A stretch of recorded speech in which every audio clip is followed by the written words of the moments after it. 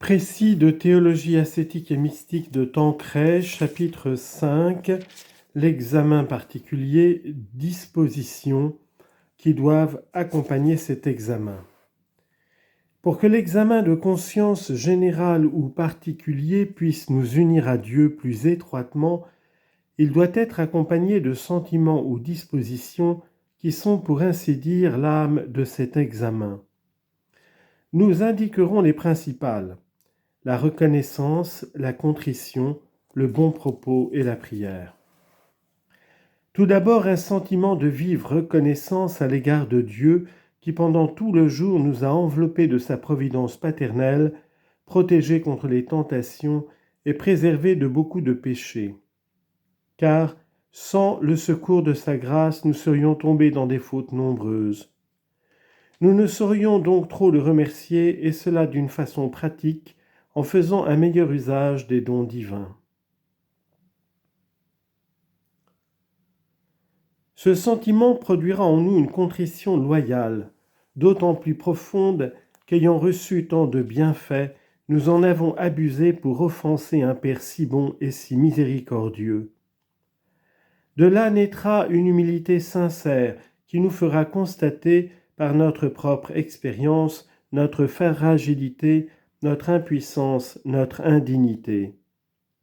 Et nous accepterons avec joie la confusion que nous éprouvons à la vue de nos défaillances sans cesse renouvelées, heureux de pouvoir par là proclamer l'infinie miséricorde d'un Père toujours enclin à pardonner, et nous réjouissant de ce que notre misère fait ressortir l'infinie perfection de Dieu.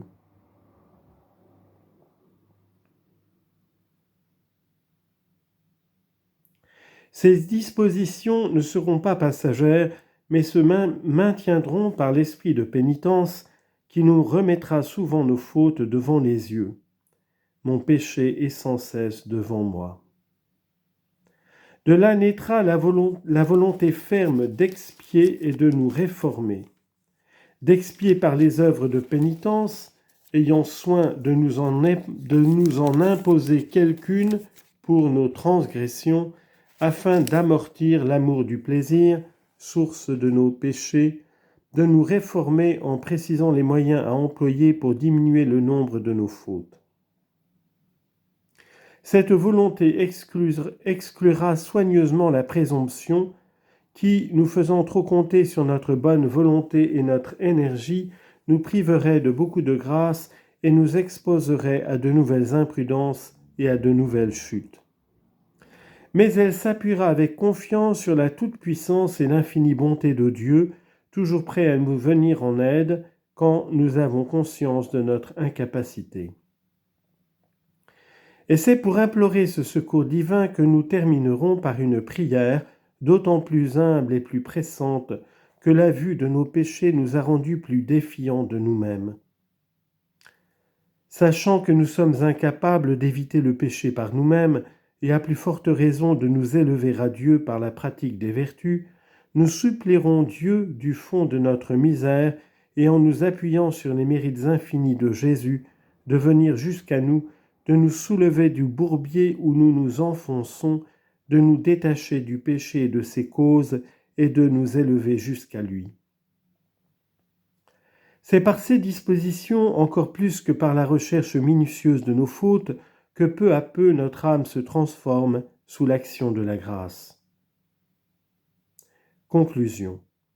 Ainsi donc, la connaissance de soi jointe à la connaissance de Dieu ne peut que favoriser l'union intime et affectueuse entre notre âme et Dieu. Il est l'infinie perfection et nous l'extrême indigence. Entre les deux, il y a donc connaturalité, proportion. Nous trouvons en lui tout ce qui nous manque. Lui s'incline vers nous pour nous envelopper de son amour et de ses bienfaits. Nous tendons vers lui comme le seul être qui puisse combler notre déficit, le seul qui puisse corriger notre irrémédiable faiblesse. Assoiffés de bonheur et d'amour, nous ne trouvons l'un et l'autre qu'en celui qui, par son amour, comble tous les désirs de notre cœur et nous donne à la fois la perfection et le bonheur. Nous redisons la parole si connue de saint Augustin: noverim te domine ut amem te, noverim me ut despiciam me. Que je te connaisse, Seigneur, pour t'aimer, et que je me connaisse pour me mépriser. Troisièmement, de la conformité à la volonté divine. La connaissance de Dieu n'unit pas seulement notre intelligence à la pensée divine, elle tend à l'amour parce que tout en Dieu est aimable. La connaissance de soi, en nous montrant le besoin que nous avons de Dieu, nous fait soupirer ardemment après lui et nous jette entre ses bras. Mais la conformité à la volonté divine nous unit encore plus directement et plus intimement à celui qui est la source de toute perfection. Elle soumet en effet et unit à Dieu notre volonté, qui étant la reine de nos facultés, les met toutes au service du souverain maître. On peut donc dire que notre degré de perfection dépend de notre degré de conformité à la volonté divine. Pour mieux le faire comprendre, nous exposerons premièrement la nature de cette conformité, deuxièmement son rôle sanctificateur. Premièrement, nature de la conformité à la volonté de Dieu. Sous ce nom de conformité à la volonté divine, nous comprenons la soumission complète et affectueuse de notre volonté à celle de Dieu, soit à la volonté signifiée, soit à la volonté de bon plaisir. La volonté de Dieu se présente à nous en effet sous un double aspect. Elle est la règle morale de nos actions, nous signifiant clairement ce que nous devons faire par ses commandements ou ses conseils. Elle gouverne toutes choses avec sagesse en dirigeant les événements pour les faire converger à sa gloire et au salut des hommes, et nous est donc manifestée par les événements providentiels qui se passent en nous et en dehors de nous. La première s'appelle volonté signifiée, parce qu'elle nous marque clairement ce que nous devons faire. La seconde s'appelle volonté de bon plaisir, en ce sens que les événements providentiels nous disent quel est le bon plaisir de Dieu. Nous exposerons donc, premièrement, ce qu'est la volonté signifiée de Dieu, deuxièmement, ce qu'est sa volonté de bon plaisir, troisièmement, quels sont les degrés de soumission à cette dernière. Premièrement, la volonté signifiée de Dieu. La conformité à la volonté signifiée de Dieu consiste à vouloir tout ce que Dieu nous signifie être de son intention. Or, dit saint François de Sales dans son traité de l'amour de Dieu, citation, « La doctrine chrétienne nous propose clairement les vérités que Dieu veut que nous croyions, les biens qu'il veut que nous espérions, les peines qu'il veut que nous craignions, ceux qu'il veut que nous aimions, les commandements qu'il veut que nous fassions, et les conseils qu'il désire que nous suivions. Et tout cela s'appelle la volonté signifiée de Dieu, parce qu'il nous a signifié et manifesté qu'il veut et entend que tout cela soit cru, espéré, craint, aimé et pratiqué. La volonté signifiée comprend donc, selon le même docteur, 4 choses: les commandements de Dieu et de l'Église, les conseils, les inspirations de la grâce, et pour les communautés, les constitutions et les règles. Dieu étant notre souverain maître a le droit de nous commander, et comme il est infiniment sage et bon, il ne nous commande rien qui ne soit à la fois utile à sa gloire et à notre bonheur. Nous devons donc en toute simplicité et docilité nous soumettre à ces lois, lois naturelles ou lois divines positives, lois ecclésiastiques ou lois civiles justes, car comme le dit saint Paul, toute autorité légitime vient de Dieu, et obéir aux supérieurs qui commandent dans les limites de l'autorité qui leur est départie, c'est obéir à Dieu, comme leur résister, c'est résister à Dieu. Romains chapitre 13, versets 1 à 2. Citation en latin. Omnis anima potestatibus sublimioribus subdita sit, non est enim potestas nisi adeo, quae autem sunt adeo ordinate sunt.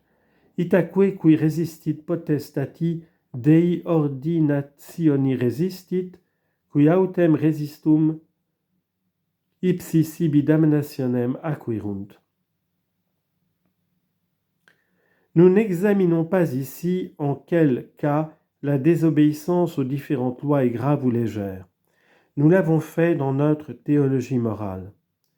Qu'il nous suffise de dire au point de vue de la perfection que plus fidèlement et plus chrétiennement nous observons les lois, et plus nous nous rapprochons de Dieu, puisque la loi est l'expression de sa volonté. Ajoutons seulement que les devoirs d'État rentrent dans la catégorie des commandements. Ce sont comme des préceptes particuliers qui incombent aux chrétiens en raison de la vocation spéciale et des fonctions que le bon Dieu nous assigne. On ne peut donc se sanctifier sans observer les commandements et les devoirs d'État. Les négliger sous prétexte de faire des œuvres de surérogation est une illusion dangereuse, une véritable aberration. Il est clair que le précepte passe avant le conseil. L'observation des conseils n'est pas de soi nécessaire au salut et ne tombe pas sous un commandement direct et explicite. Mais nous avons déjà dit, en parlant de l'obligation de la perfection, que pour conserver l'état de grâce, il est nécessaire parfois de faire quelques œuvres de surérogation, par conséquent de pratiquer quelques conseils. C'est une obligation indirecte basée sur ce principe que, qui veut la fin, veut les moyens. Mais quand il s'agit de perfection, nous avons prouvé qu'on ne peut y tendre sincèrement et efficacement sans pratiquer quelques conseils, ceux qui s'harmonisent avec notre condition. Ainsi, une personne mariée ne peut pas pratiquer les conseils qui s'opposeraient à l'accomplissement de ses devoirs à l'égard de son mari ou de ses enfants. Un prêtre du ministère ne peut vivre en chartreux. Mais quand on vise à la perfection, il faut bien se résoudre à faire plus que ce qui est strictement commandé. Plus généreusement on s'adonne à la pratique des conseils compatibles avec ses devoirs d'État, et plus on se rapproche de notre Seigneur et de la perfection divine, puisque ces conseils sont une expression de ses désirs sur nous.